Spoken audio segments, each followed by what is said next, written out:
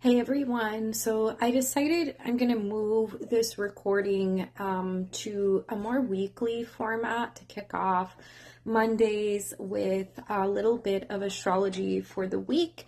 That way it's accessible and doesn't really depend on my schedule for the week.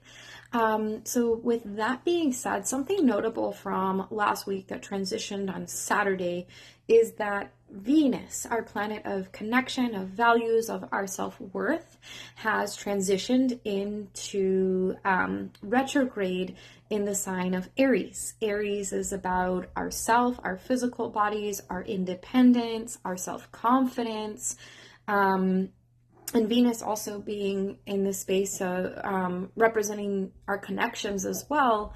This is a period in time where we're up for a little bit of reassessment in this space, right?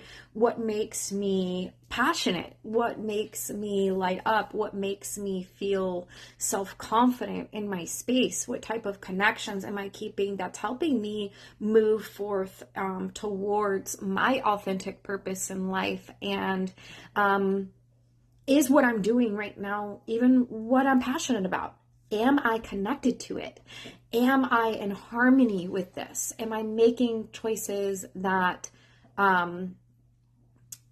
inspire me, right? That light my fire. So that's something to keep in mind. And Mercury today enters into Aries.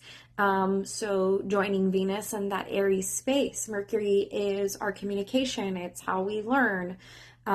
So Mercury will go retrograde as well in the month of March, but it's not there quite yet.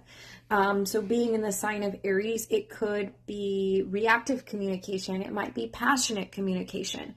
So just make sure you're watching that, right? Aries can burn real bright and sometimes be a little impulsive. And it is ruled by Mars, the god of war. So just, I think if you're feeling agitated, in a conversation or in a connection, maybe there's room first to pause, especially as we get into this retrograde period, to take a look internally. Why did that agitate me so much?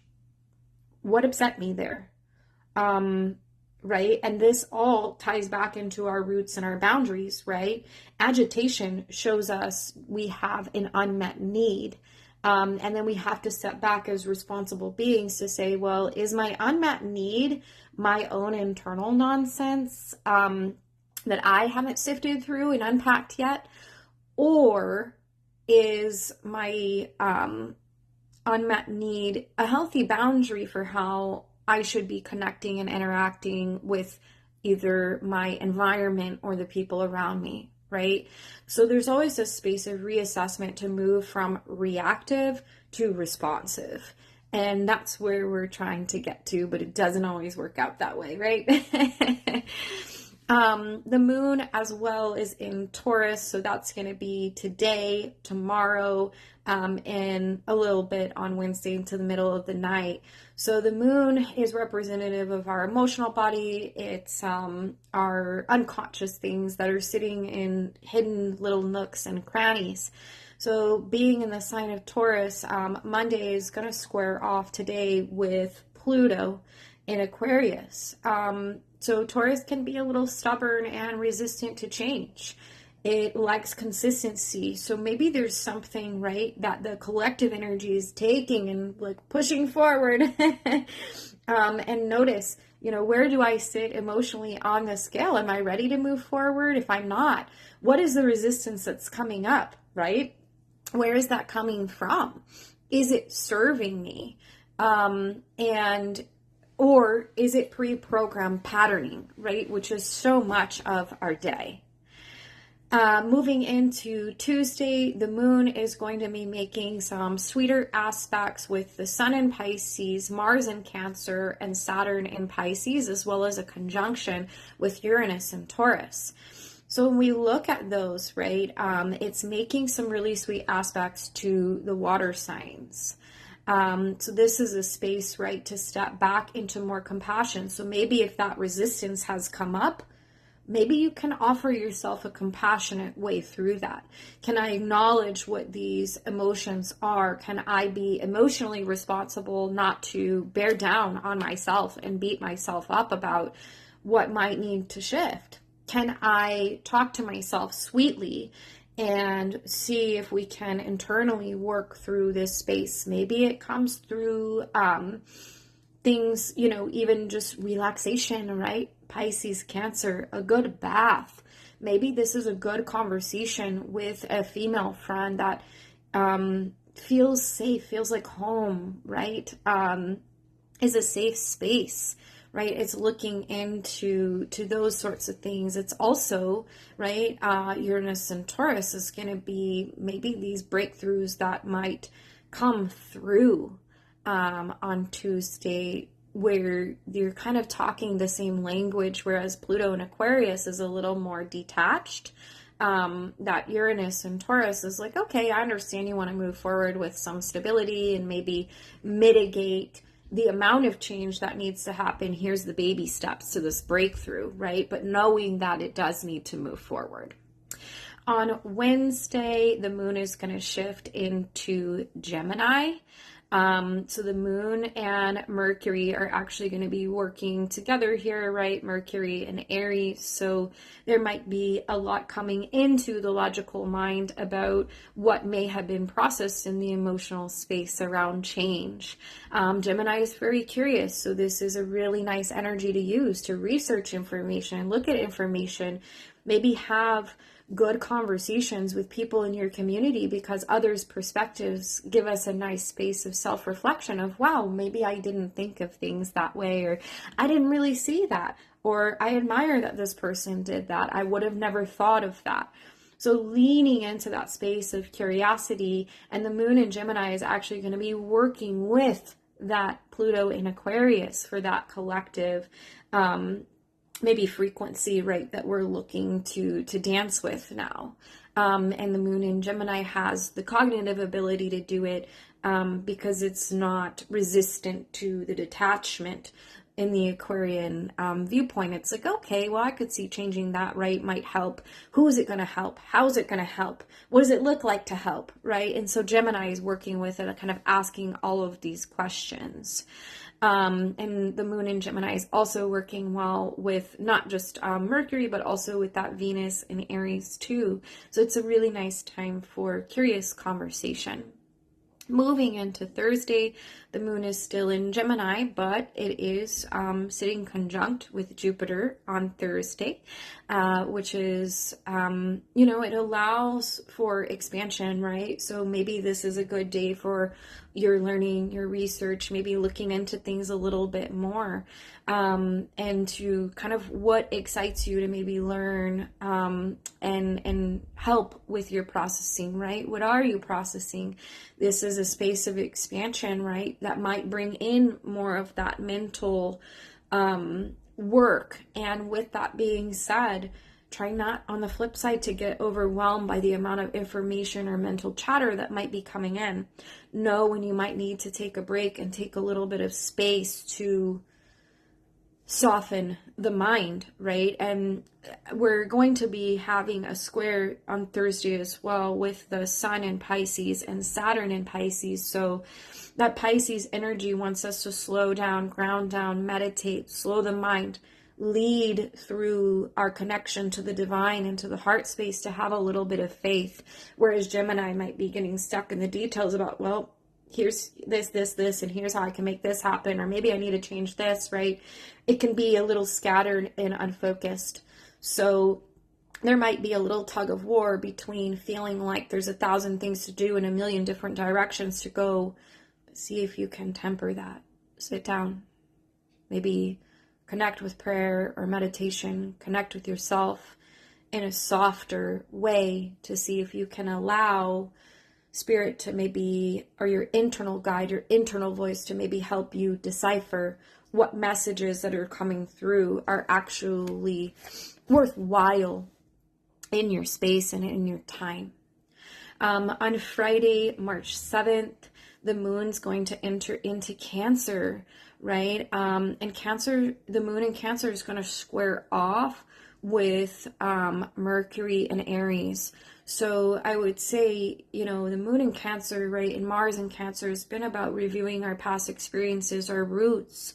Where are we going to seek a little bit more emotional clarity? Where do we maybe need to clear from the past? Is this from us? Or is this actually maybe something that's embedded in our cellular body? I've been reading a little lately on genetics versus epigenetics. And when we move into this conversation, genetics are kind of like our hardware, right? If we think about a computer, but the epigenetics are the software programs. And we've come with certain software programs dating back from, our lineage to even our grandparents. And the physical things that they did, the cellular memories that they created, that they held in their body, that passed on these software downloads to us through our parents, and then now to us, on how will we respond based off of their life experiences. So to give a more tangible example of this, right? Perhaps, a grandparent may have had a life experience through the Great Depression. Okay, well, there's a scarcity that is going on there, maybe not really being able to nourish the physical body to completeness and in safety. Okay, well, those epigenetics that are going to be passed down is maybe that, and even genetics too from that might be, right, that you're smaller, or maybe that scarcity mindset, those blockages could end up showing up in the software programs. So maybe you're like, wow, there's a scarcity mindset here that's kind of running through my lineage. How do I turn that and take this and make it, clear it, and turn it into a space of abundance? Well, Aries is like, I don't want to focus on, the past. And so this will also trickle into Saturday, this Cancer Aries opposition, right? Because Chiron on Friday is going to be in Aries opposing that moon in Cancer as well. So the Aries energy is going to want a quick resolution. I don't need to go back to the past. Let's just charge forward. Let's go. But Cancer has a respect and an acknowledgement for the past and understands we have to slow down and understand our roots, clear our lineage, clear those emotional baggage and the emotional space that maybe we're tethering onto that's creating certain thought patterns, right? We talked about our patterns in our programming. That's 95% of our day, right? Coming from this subconscious programming as to how we move, how we think, how we take in information. That subconscious mind can take in such a large amount of information, and we think we've processed it and kicked it out the other side, but sometimes there's space to really sit with and acknowledge what might really be important, that's shaping habits, behaviors, thoughts, feelings that we're just not driving with anymore because it's creating more harm internally to us than help. So see if you can kind of temper the tug of war that might be happening between this Cancer Aries energy. The sun in Pisces will also be working well with the Mars Cancer energy towards the later half of the week. So that Friday, Saturday time frame. So, see if you can, again, round down into meditation, give yourself a sweet, compassionate space, right? Going back to family lineage. We have so much more access to knowledge than previously and in previous generations. So maybe you're stuck on something and you're like, they should have known better, but really this information might not have been relevant or really, really readily available until later in more recent times. So can you have a compassion maybe for the cultural dynamics and the access to information, right, that may have been available in the past? And can you have compassion for that person in that space? Also on Saturday, we're working with a theme of illuminating softness in the home. So Saturday is going to be a great day for some self-care, maybe inviting people around that feel like home, having a nice little intimate celebration or self-care around the nighttime, even a bathing ritual, as these Cancer and Pisces energies work together, right? And then Sunday, we have the moon in Cancer, that's also squaring off with that Chiron and Aries, right? So the Aries Cancer dynamics are a little more tense from Friday through Sunday. So just know that, right? Do you need to maybe ramp up a little bit more physical exercise so you can process that Aries fire and flame? But also know, if you're just in the doing and you're trying to push too hard and charge past what your emotional body is able to process, you might be doing yourself a disservice, right? If we show up and we're moving our physical body, we're shaking up energy in our internal and energetic body, right? Through our chakras. That energy has to go somewhere. So we've got to kind of process it and release it in a more responsible way, which is those Pisces energies showing up. How am I going to sit and process this? So hopefully that's helpful for the week. And I will check back in with you guys next Monday around this time as well. Have a lovely week and lots of self-care.